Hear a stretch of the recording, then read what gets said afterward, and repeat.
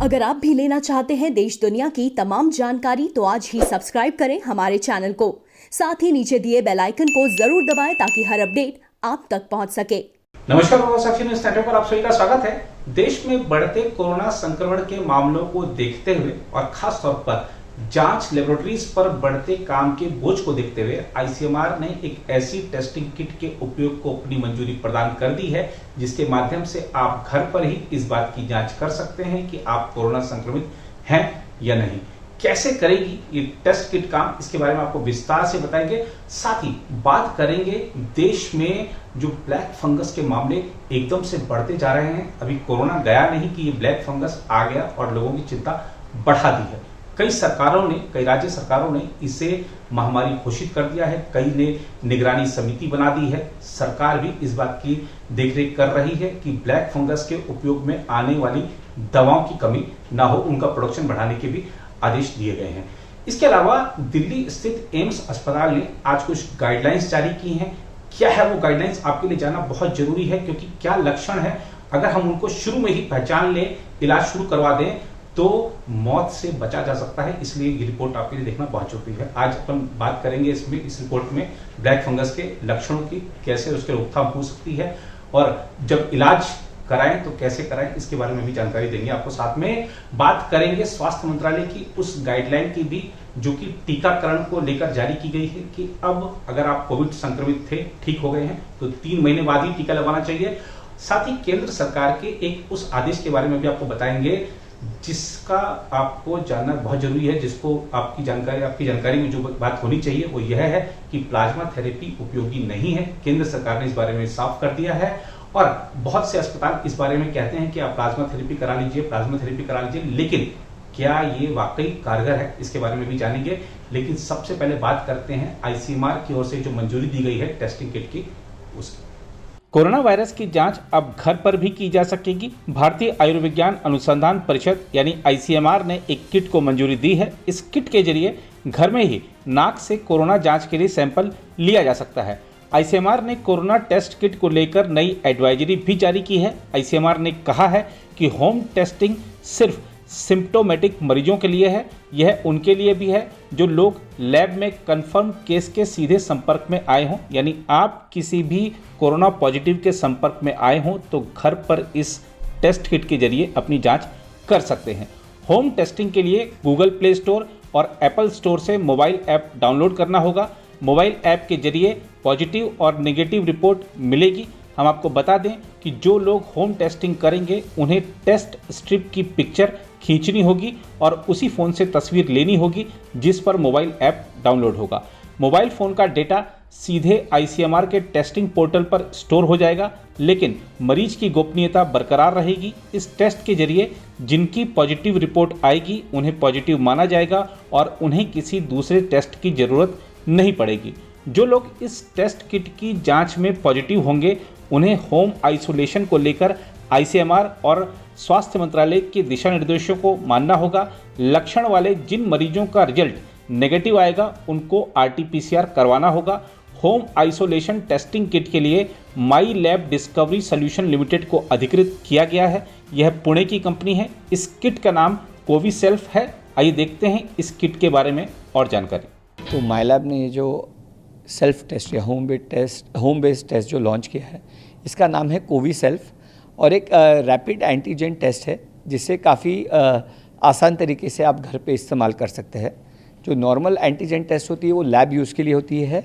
ये home use और self use के लिए टेस्ट है जिसे कोई भी एक व्यक्ति अपने घर पे काफ़ी सरल तरीके से इसका इस्तेमाल कर सकता है। इसके लिए आईसीएमआर ने एक एडवाइजरी जारी की है कि अगर आपको सिम्टम्स हो या अगर आप पॉजिटिव पर्सन के कांटेक्ट में आए हैं तभी आपको इस टेस्ट का इस्तेमाल। उधर कोरोना वायरस पहले से ही लोगों की जान का दुश्मन बना हुआ है और अब कोरोना के मरीजों में ब्लैक फंगस संक्रमण भी जानलेवा बन रहा है। इस संक्रमण को म्यूकोरमाइकोसिस कहते हैं।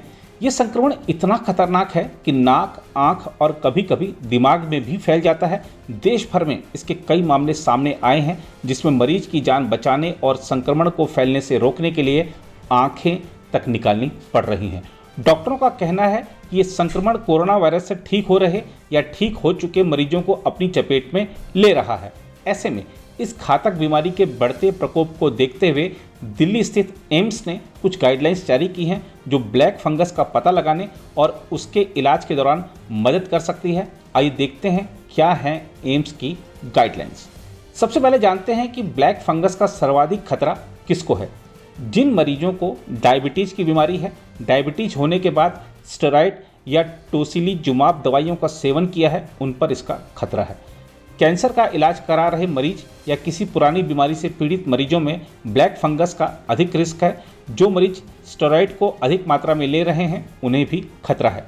कोरोना से पीड़ित गंभीर मरीज जो ऑक्सीजन मास्क या वेंटिलेटर के जरिए ऑक्सीजन सपोर्ट पर हैं, ऐसे मरीजों को भी सतर्क रहने की जरूरत है। अब सवाल उठता है कि कैसे करें ब्लैक फंगस की पहचान।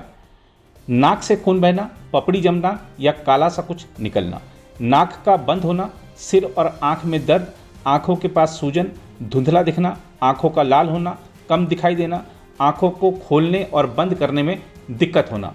इसके अलावा चेहरे का सुन्न हो जाना या झुंझुनी सी महसूस होना।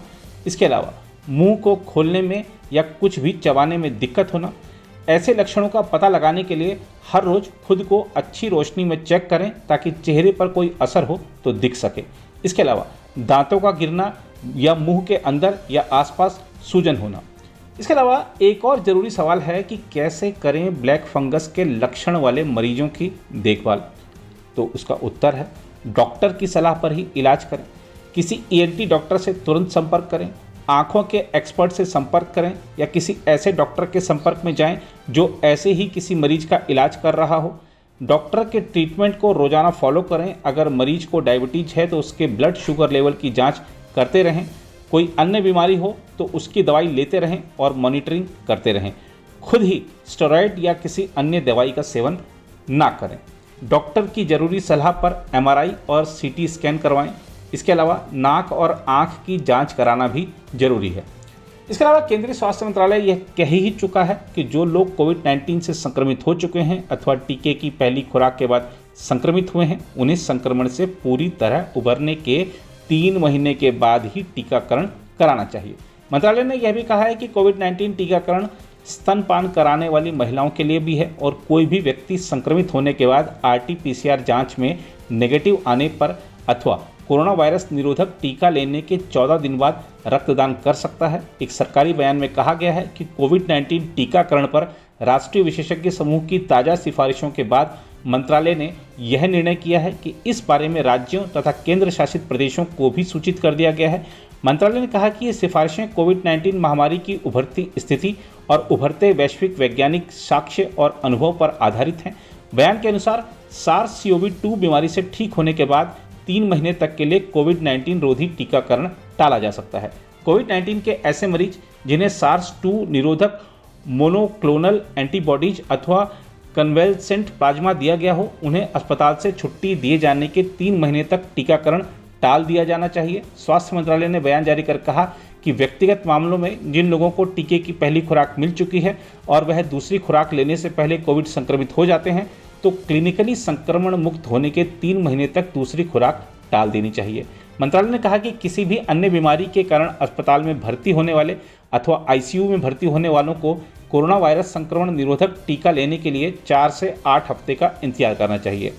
इसके अलावा आपको यह जानना भी जरूरी है कि सरकार ने इसी सप्ताह कोविड-19 उपचार के लिए नैदानिक परामर्श में संशोधन किया और मरीजों के उपचार के लिए प्लाज्मा थेरेपी के उपयोग को नैदानिक प्रबंधन दिशा निर्देश से हटा दिया।